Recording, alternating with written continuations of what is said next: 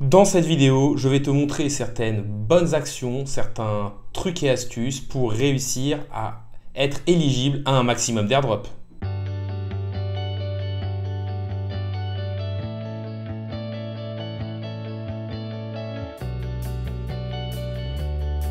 Salut à tous, c'est Inspecteur Crypto, bienvenue dans la vidéo du jour où on va parler des airdrops de manière plus générale, à savoir comment on fait et qu'est-ce qu'il faut savoir pour essayer d'avoir des airdrops qui peuvent valoir jusqu'à 10 ou 20 000 dollars pour seulement quelques minutes de votre temps et des fois un peu d'investissement personnel en termes de frais de gaz à payer sur des mainnets.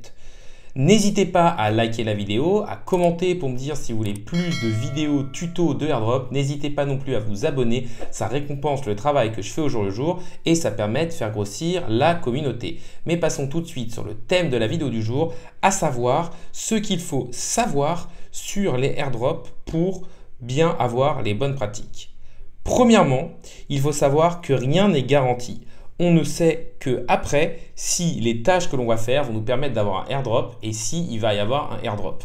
Donc déjà, il ne faut pas partir avec la certitude que l'on va gagner quelque chose. Plus se dire je vais apprendre grâce à ce testnet ou je vais utiliser ce mainnet pour faire des tâches et grâce à ça, j'aurai peut-être 1, 2, 3 ou 4 airdrops. Mais pas partir de la certitude qu'on en aura un. La deuxième chose, c'est qu'il peut y avoir plusieurs indices qui permettent de savoir si un projet va faire un airdrop. Déjà, il faut voir si le projet a levé beaucoup de fonds. Plusieurs projets ont levé plusieurs centaines de millions de dollars et donc ils vont avoir plus de facilité à pouvoir donner une partie de leur token et donc de l'argent à leur communauté. Ensuite, il faut qu'il y ait l'annonce d'un token. Pour certains projets, on voit que le code nous montre qu'il va y avoir un token. S'il y a un token, on va donc pouvoir avoir possiblement un airdrop.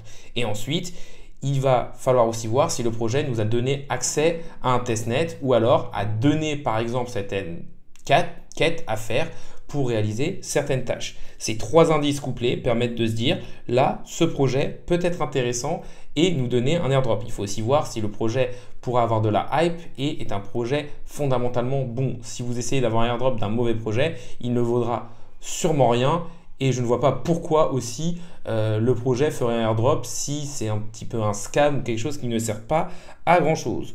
Troisième chose, il faut savoir que certains projets ne récompensent que les actions sur mainnet, ce qui demande donc de payer les frais. En effet, aller sur un testnet ne vous garantit rien et pour certains airdrops, on voit que c'est plus les actions où les personnes se sont plus impliquées et sont donc allées sur le mainnet et ont payé des frais de gaz qui ont permis justement d'avoir l'airdrop. Ça a par exemple été le cas sur Optimism et Arbitrum, avec les personnes qui avaient réalisé certaines tâches, comme par exemple bridger des fonds sur le bridge officiel, faire un certain nombre de swaps et aussi avoir au moins fait en cumulant le montant des swaps un certain montant.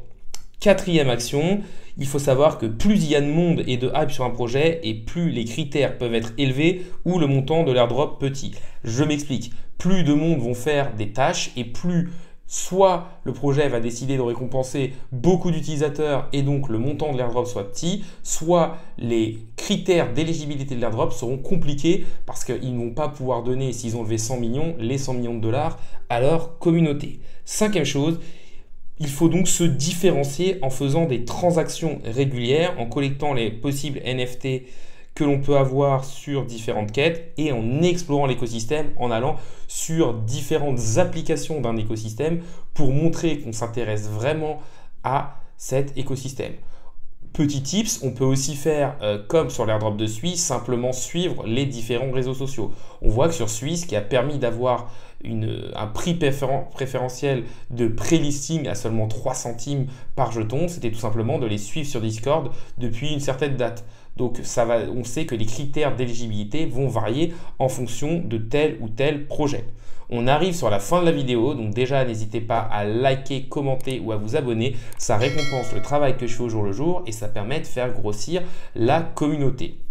Petit résumé simple de cette vidéo.